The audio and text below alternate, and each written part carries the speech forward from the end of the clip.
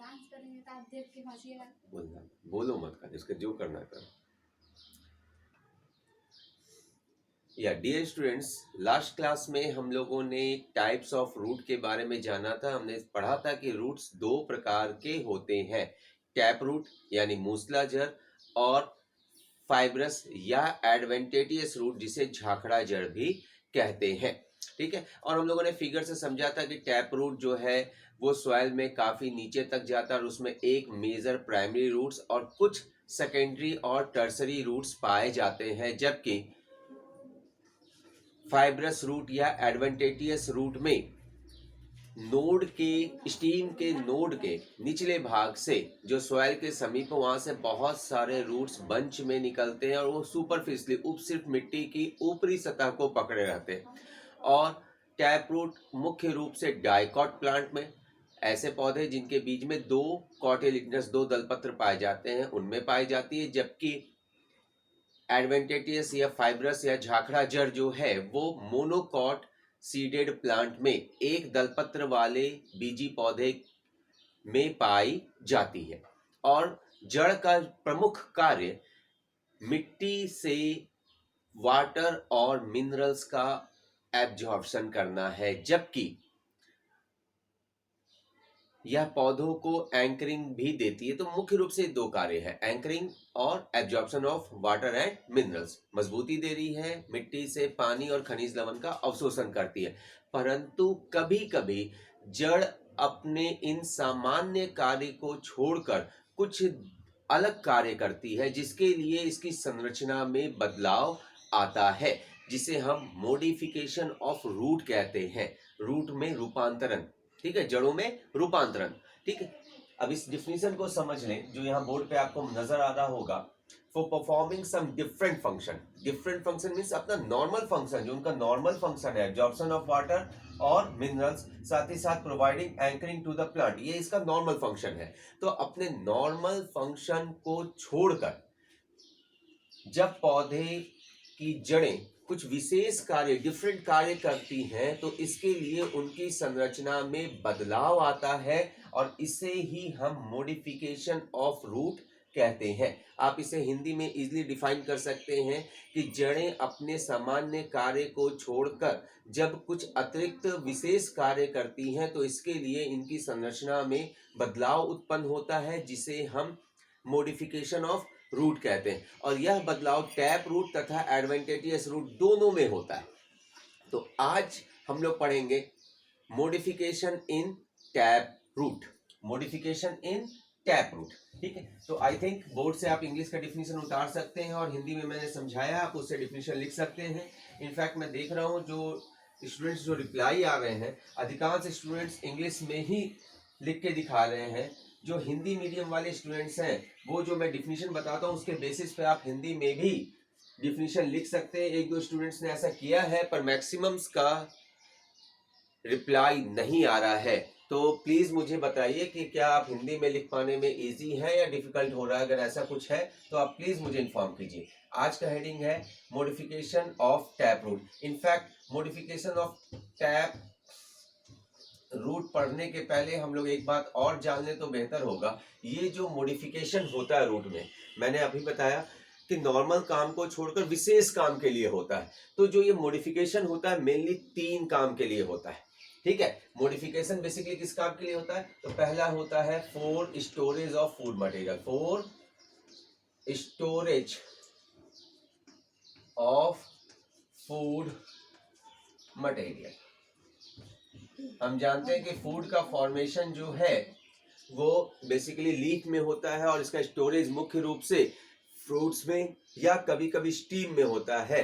पर जब कभी यह फूड्स रूट्स में जमा होते हैं जो इसका नॉर्मल काम नहीं है, इन दैट केस फूड को स्टोर करने के लिए इसके शेप में, इसके स्ट्रक्चर में चेंजेस आता है, तो हम इसे कहेंगे मॉडिफिकेशन ऑफ रूट। अभी हम लोग रूट की बात करें, टैप रूट और एडवेंटेटियस हम लोग एक एक करके डिस्कस करेंगे। दूसरा जो मॉडिफिकेशन इसमें होता है, पहला किस लिए हो रहा है? स्टोरेज, भोजन को जमा करने के लिए। दूसरा होता है सपोर्ट के लिए, फॉर सपोर्ट, फॉर सपोर्ट।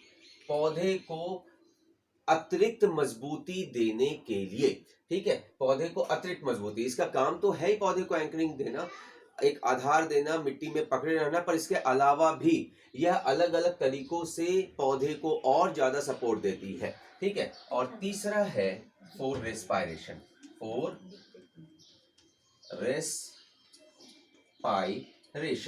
श्वसन के लिए। इनफैक्ट एक बात जान लें, ये एक इंपॉर्टेंट क्वेश्चन से कई बार आया हुआ है, पौधे भी सांस लेते हैं। नॉर्मली क्वेश्चन ये पूछा जाता है पौधे सांस लेते हैं तो क्या छोड़ते हैं, ये क्वेश्चन कई बार कॉम्पिटिटिव एग्जाम्स में आया हुआ है, और यहाँ स्टूडेंट्स अक्सर गलती कर जाते हैं, वो जवाब देते हैं O2। ध्यान रखना है, रेस्पायरेशन किसी भी ऑर्गेनिज्म में हो, हमेशा वो ऑक्सीजन लेंगे और कार्बन डाइऑक्साइड छोड़ेंगे, ठीक है। यह एनर्जी बनाने के लिए किया जाता है, फोटोसिंथेसिस में वो O2 छोड़ते हैं, ये ध्यान रखना है, ठीक है। तो रेस्पायरेशन प्लांट में भी नॉर्मली होता है, वो ऑक्सीजन लेते हैं और कार्बन डाइऑक्साइड छोड़ते हैं, और यह काम लीफ के, हम लोग मॉर्फोलॉजी में पढ़ेंगे लीफ में भी, तो लीफ के पत्तियों के किनारे पर, ये इसे कहते हैं लीफ मार्जिन, ध्यान रखिएगा, इसे कहते हैं, ये जो किनारा है पत्तियों का, इसे कहते हैं लीफ मार्जिन। लीफ मार्जिन पे बहुत सारे छोटे छोटे छिद्र पाए जाते हैं, पोर्स पाए जाते हैं, जिन्हें स्टोमाटा कहते हैं, जिसके माध्यम से यह रेस्पायरेशन का कार्य करते हैं, यह श्वसन करते हैं। ध्यान रखना स्टूडेंट्स। तो बेसिकली रेस्पायरेशन जो है वो लीफ का काम है, लेकिन कभी कभी विशेष परिस्थितियों में, विशेष पौधों में रूट के द्वारा भी रेस्पायरेशन होता है, जिसके लिए रूट्स की स्ट्रक्चर में चेंजेस आते हैं। तो बेसिकली जो मॉडिफिकेशन है वो 3 पर्पस से हो रहा है, पहला स्टोरेज के पर्पस से, दूसरा सपोर्ट के पर्पस से, और तीसरा रेस्पायरेशन के लिए यह मॉडिफिकेशन होता है। तो अब हम लोग पढ़ते हैं modification of tap root for storage of food material, ठीक है। किसमें मॉडिफिकेशन पढ़ रहे हैं हम लोग? टैप रूट में। इनफैक्ट हम लोग एडवेंटिशियस या फाइब्रस में भी पढ़ेंगे, तो आज पढ़ते हैं for modification of tap root for storage of food material. तो फूड मटेरियल को स्टोर करने के लिए टैप रूट में 4 तरह के मॉडिफिकेशन होते हैं। पहला हम लोग बात करें वो है, first modification is conical, conical, ठीक है, कोनिकल नाम दिया गया है। दूसरा है फूजीफॉर्म, फूजीफॉर्म, ठीक है, पहला है कोनिकल, दूसरा है फूजीफॉर्म, तीसरा है निपीफॉर्म, तीसरा है निपी फॉर्म, ध्यान रखना, तीसरा है निपी फॉर्म, और चौथा है ट्यूबरस, चौथा है tuberous, fourth one is tuberous. तो 4 तरह के मॉडिफिकेशन पाए जाते हैं टैप रूट में, ठीक है, टैप रूट में for the storage of food material, भोजन को जमा करने के लिए। अब यहाँ हम लोग इसको एक एक करके समझते हैं। हम लोगों ने कल लास्ट क्लास में ये पढ़ा था कि टैप रूट उसे कहते हैं जिसमें एक प्राइमरी रूट होता है, और प्राइमरी रूट से कुछ सेकेंडरी और टर्सरी रूट निकलते हैं, और प्राइमरी रूट का आकार काफी ज्यादा बड़ा होता है। प्राइमरी रूट यानी प्राथमिक जड़, तो वो काफी बड़ा होता है, मिट्टी में गहराई तक जाता है, ठीक है, और उससे कुछ सेकेंडरी यानी द्वितीयक जड़ें और तृतीयक जड़ें निकलती हैं। पर जब इसे फूड को स्टोर करना है तो यह स्टोरेज मुख्य रूप से प्राइमरी रूट में होता है, जिससे प्राइमरी रूट का आकार बदल जाता है। अगर अब हम लोग बात करें कोनिकल का, यानी प्राइमरी रूट का आकार कोन के शेप का हो जाए, कैसा हो जाए? कोन के शेप का, तो उसे हम कहेंगे कोनिकल। और ये शेप आता है, शायद आपको फिगर देख के शायद समझ में आ रहा हो, ये शेप आता है गाजर में, ठीक है, आपने देखा होगा गाजर में कुछ होता है, और उसे कुछ सेकेंडरी रूट्स भी, अगर आप गाजर को निकालें तो इससे कुछ रूट्स भी निकले हुए नजर आएंगे, ठीक है। तो ये हो गया मॉडिफिकेशन ऑफ टैप रूट, जिसका नाम है कोनिकल, और कोनिकल नाम दिया गया है शेप के आधार पे। एग्जाम्पल जरूर लिखेंगे, कोनिकल का एग्जाम्पल है कैरट यानी गाजर, ठीक है। आप इसे डिफाइन कर सकते हैं, लिख सकते हैं कि when primary route change their shape for storage of food material and forms a cone like structure, then it is known as conical, and its example is carrot, ठीक है, गाजर। जब टैप रूट भोजन को संग्रह करने हेतु अपनी संरचना में बदलाव लाती है और यह कोन के आकार का निर्माण करती है, तो इस मॉडिफिकेशन को हम कोनिकल कहते हैं और इसका एग्जांपल है गाजर।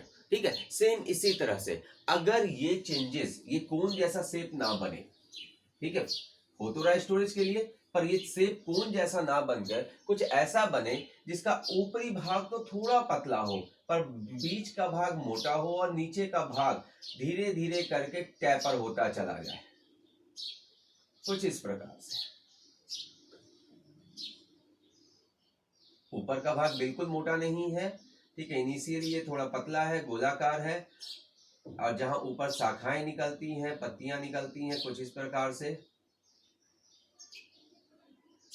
ठीक है, और इससे भी कब कुछ सेकेंडरी या टर्सरी रूट्स निकली हुई हो, आई थिंक फिगर से आप आसानी से समझ सकते हैं कि ये किस तरह का फिगर बन रहा है। ठीक है, अगर शेप जो है कोन की तरह नहीं है, अपर पार्ट थोड़ा सा पतला है, नीचे आते आते ये मोटा हो रहा है, बिल्कुल बेसल रीजन की ओर जाते हुए टैपर हो रहा है, सकरा होता जा रहा है। ठीक है, तो इसे हम कहते हैं फूजीफॉर्म। और मूली यानी रेडिस इसका बेहतर एग्जांपल है। रेडिस या जिसे हम हिंदी में मूली कहते हैं। तो इसका डिफिनीशन लिख सकते हैं कि when tap root modified their shape, ठीक, for the storage of food material, ठीक, and forms a cylindrical shape in which the upper region is slightly swollen and middle is swollen up and it tapering at lower end. ध्यान देना, upper region is little swollen, middle is large but lower end become tapering, then this modification is known as fusiform। यानी example है लिखा हुआ reddish, यानी आपको यहां ध्यान रखना है कि टैप रूट में भोजन को संग्रह करने हेतु ऐसा रूपांतरण जिसमें जड़ का ऊपरी भाग थोड़ा मोटा हो, मध्य भाग अधिक मोटा हो जाए एवं निचला भाग धीरे धीरे पतला होता चला जाए, तो इसे हम फूजी फॉर्म कहते हैं, जिसका उदाहरण है मूली। नेक्स्ट वन बात करें निपी फॉर्म की। ये सब एक ऐसे कॉमन एग्जाम्पल हैं जो आपने देखा होगा और हम इसे रेगुलर अपने भोजन में इस्तेमाल करते हैं, गाजर भी और मूली भी। निपी फॉर्म, इसमें क्या होता है कि जो अपर रीजन है वो काफी बड़ा और गोलाकार होता है, काफी बड़ा और गोलाकार होता है और निचला भाग अचानक से पतला हो जाता है। सबने देखा होगा, ऐसा हम सलजम में देखते हैं, है ना, बीट रूट में देखते हैं, कुछ ऐसा ही पाया जाता है और इससे कुछ सेकेंडरी रूट्स निकली हुई रहती हैं। आपने देखा होगा, अगर आप खेत से निकाले तो आपको सेकेंडरी रूट्स भी नजर आ जाएंगे।